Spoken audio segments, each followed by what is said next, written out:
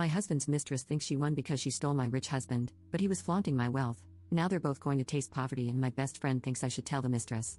So, I, 39F, have been with my husband, 39M, for 14 years, and we have lived together for 11 of those years. Even though I said husband, we're not legally husband and wife on paper, as we are not legally married.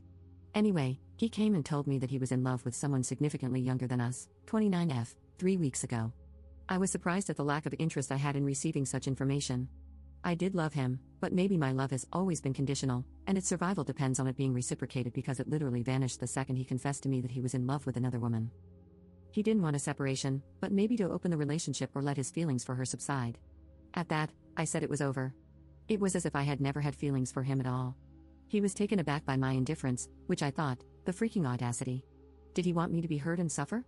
I told him that he should be relieved that he didn't cause pain. Instead, he has been sulking since. Last Friday, when I got home, the mistress was there, sitting in my kitchen, sipping my tea. I felt nauseous because, seriously? I told them that this wasn't civil at all and to never be in my home again, or I would call the cops.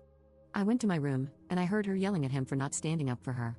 Then I heard her say something very curious: "Why haven't you kicked her out yet?" He was trying to tell her to lower her voice, whispering, "Later, we can discuss this later." She left, and he came to me apologizing. He said, "We didn't smash here if this is what you are scared of. She just dropped by because I was working from home today." I told him that he had until the end of March to move out and to find somewhere to be during the weekends. This morning, I changed all the locks. From now on, he isn't allowed in my place during my working hours. So, if he starts later or finishes earlier, he needs to wait for me to come home and let him in. But his mistress's words stuck with me. So, during the weekend, I have been stalking her social media.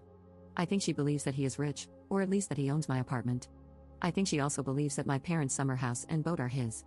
Unfortunately, the loser has taken her there, probably bragging about his wealth because her hashtags were all about the good life. I was telling my best friend, 39F, all of this, but she was more agitated than indignant on my behalf.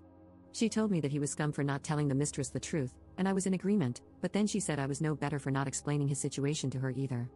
I was dumbfounded, but she was serious. I told her that it wasn't my job to bring the mistress back to earth. My best friend got very angry and demanded that I give her the mistress's username so that she could warn her. I refused, so she called me a bigger prick than he is then. I don't know what's going on with these people. Have they gone mad, or have I?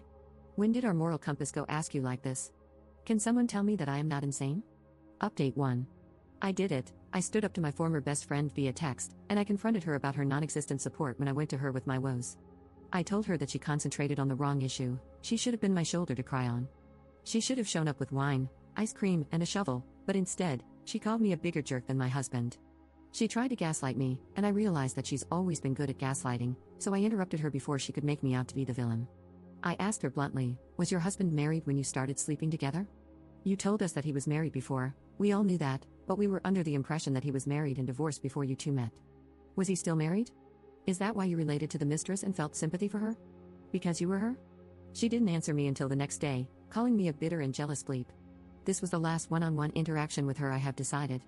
She's been my friend since preschool, but now we need to go our separate ways, not only to save us from future hurt, but also to save our memories together from pain. I talked to my husband too and asked him not to make the separation difficult and bitter, so it doesn't ruin all the happiness we felt being together. We cannot look back on a third of our lives with resentment.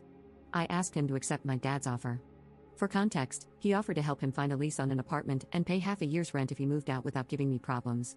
When I got home, he and his clothes were gone. He left an apology letter saying that he will always love me and never meant to hurt me. So, I have finally been able to cry my eyes out, and it felt so good.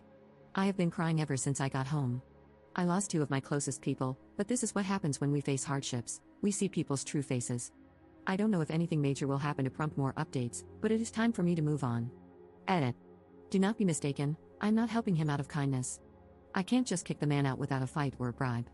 If I had started eviction proceedings, I would need at least 6 months to do so, and I didn't want him in my life for this long.